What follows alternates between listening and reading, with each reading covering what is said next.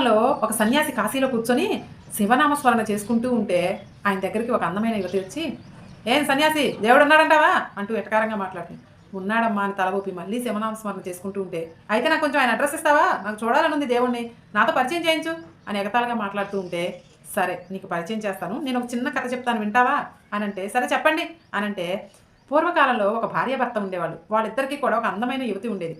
వాళ్ళకున్నటువంటి స్తోమతను బట్టి పక్కింటి ఒక అబ్బాయిని సెలెక్ట్ చేసి, "ఆ అబ్బాయితో నీకు వివాహం చేస్తామమ్మా" అని చెప్తే, "నాకు అలాంటి యువకుడొద్దు. నాకు గొప్పగా ఉండేటటువంటి ఈ ప్రపంచంలో, ఈ ఊర్లో ఉండేటటువంటి ఒక గొప్పవాడినే నేను పెళ్లి చేసుకుంటాను. నాకొచ్చేవాళ్ళు పల్లకిలో రావాలి" అంటూ ఈమె గుంతమ్మ కోరికలు చెప్తూ ఉంటే, "అదేం కుదరదమ్మా మాకంత స్తోమత లేదు" అని చెప్తే, "అసలు ఈ ఊర్లో అంత గొప్పవాళ్ళెవరు" అనంటే రాజుగారు అంటారు. "సరే నేను రాజుగారినే పెళ్లి చేసుకుంటాను" అనుకుంటూ రోడ్డున పడి వెళ్ళి రాజుగారు అప్పుడే పల్లకిలో ఊరేగిస్తూ వస్తూ ఉంటాడు. "రాజుగారు నేను నిన్ను పెళ్లి చేసుకుంటాను" అని చెప్పేలోపే ఇంతలోకి పల్లకి దిగి రాజుగారు ఒక సన్యాసి కాళ్ళకి దండం పెడుతూ ఉంటారు.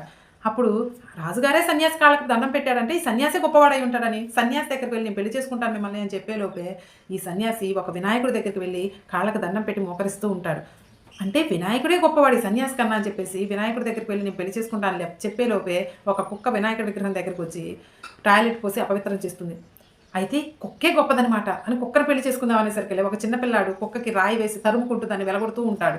అయితే ఈ పిల్లాడే గొప్పవాడు. నేను ఈ పిల్లాడినే పెళ్లి చేసుకుంటానని చెప్పేలోపు ఈ పిల్లాడిని ఒక యువకుడు వచ్చి చెవు పట్టుకొని మందలించి, "కుక్కతోలు నీకెందుకురా వెళ్ళిపో" అని ఆ అబ్బాయిని మందలించి కుక్క ఈ రెండిటికి పరిష్కారం చెప్తాడు.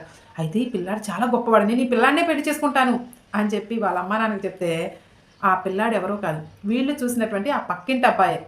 ఈ కథ ముగిస్తాడు సన్యాసి. అప్పుడు ఎదురుగా ప్రశ్నించినటువంటి ఆ అమ్మాయి ఎగతాళిగా మాట్లాడింది చూసారా? ఆ అమ్మాయికి ఇలా చెప్తాడు. మన హృదయం ఆ అమ్మాయి యొక్క వెతుకుతున్నటువంటి గ్రామం లాంటిది. మనం దేవుడి కోసం మొత్తం వెతుకుతూ ఉంటాం. కానీ మనలోనే, మన మనసులోనే, మన శరీరంలోనే ఆత్మ రూపంలో ఆ దేవుడు ఉంటాడన్న విషయం ఎవ్వరూ గమనించరు.